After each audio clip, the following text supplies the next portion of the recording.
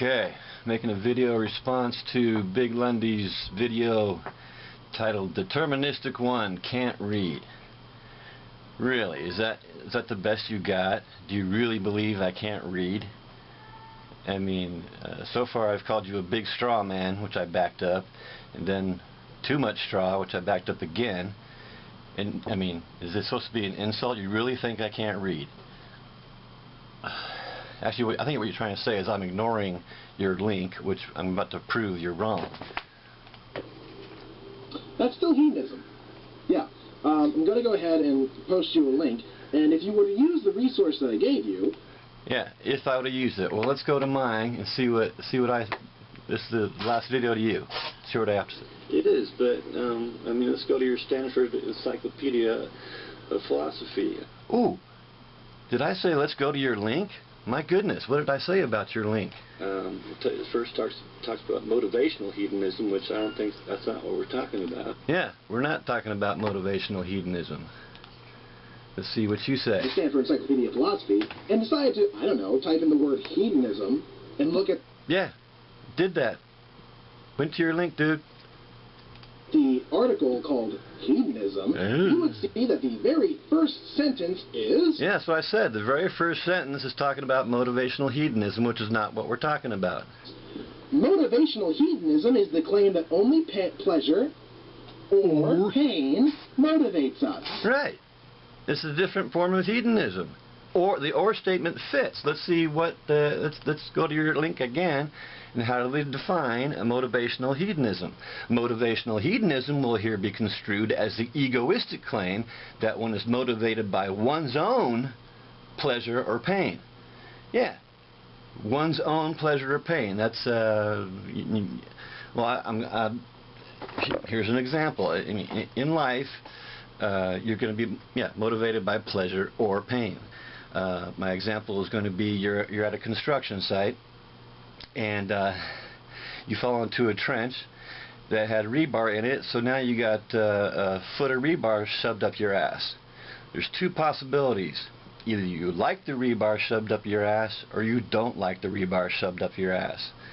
If you like it, then you're going to sit there and say, ooh, rebar, where have you been all my life? If you don't like it, you're going to be screaming for help. You're saying, call 911, somebody get this rebar out of my ass. So yeah, the or statement fits. You can't like and not like something at the same time. See, what else was I going to say about that? Okay, yeah, and I really don't have a problem with motivational hedonism. Only the point where motivational hedonism would become a problem is when the hedonist wants to get pleasure by putting somebody else in danger. Okay? Like tell you the truth right now, I wouldn't mind putting you in a cage with hungry lions and watch you get eaten alive. But just because I'd like to see that doesn't mean it would give me the right to do that. And that's where you're failing to see the argument about antinatalism. That's the basic argument of antinatalism, is you can't have your pleasure at somebody else's expense. And that's what you're not addressing. You're just throwing straw in our face and saying, you know, you're building up your straw man, what you say we are, and then you're knocking it down. But you're ignoring the argument completely. That's why it's a straw man argument. Swear. Let's see what else you have to say. There's that or you've been looking for. See, yeah, well, I already explained that, so... Deterministic one has actually been prancing around on the word and... Yeah, because with the normative hedonism, yeah, you need an and statement. You can't say... that all and only pleasure has worth or value, or all and only pain has disvalue. The or statement won't work there. You can't use one or the other. You need both for the normative hedonism. My other definition that I they gave in the consequentialist page, as if that's the determining factor as to whether or not it counts. As if philosophy or anything as stringent as the academics could possibly be reduced to that such simplicity.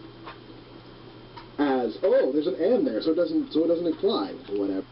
No, see, what you're doing is you're taking one part of the argument and say, ooh, oh, hedonists disvalue pain, and antinatalists disvalue pain. Therefore, antinatalists are hedonists, and they fail. Well, you're wrong. So let's go down the list. Consequentialism is how you approach ethics. Hedonism is how you define goodness. So you have... You see, you just said it. Hedonism defines goodness. You can take your goodness and shove it up your butt. Antinatalists are concerned about putting somebody else in danger, putting somebody else in harm's way.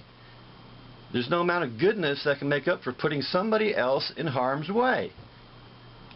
Consequentialism and hedonism. And your actions towards promoting this goodness is called negative utilitarianism. Oh, whatever. You know, it's like I say, you gotta get, either you're a natalist or you're an anti-natalist. There's no in between. That's what's on the table. All this other crap you're throwing around is just a bunch of straw.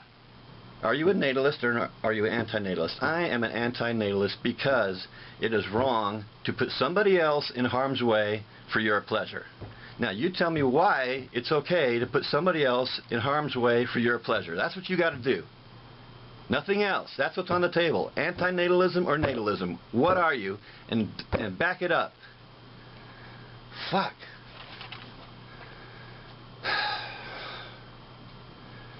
I got some notes here from what you said before.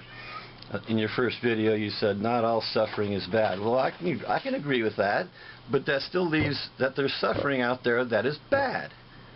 And if the natalist is going to say, you're going to roll the dice and hope for the best, but the best might not come up. It might be bad for that person, that new person you made. It could be really fucking bad. And also you said humans are basic, durable, and I think you said independent. Yeah, it's a good thing your mom didn't think that when you were born, right? And when you were born, you're not independent. You're not really all that durable. You need help. Okay, that's what the anti-natalist is saying. You're born into a bad situation. If you don't get some help, you're fucked. Even if you get some help, you might be fucked. So...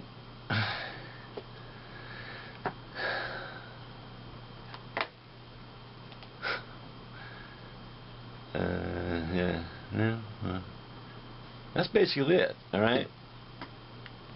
Tell me why it's okay for you to put somebody else in harm's way. I say that's wrong.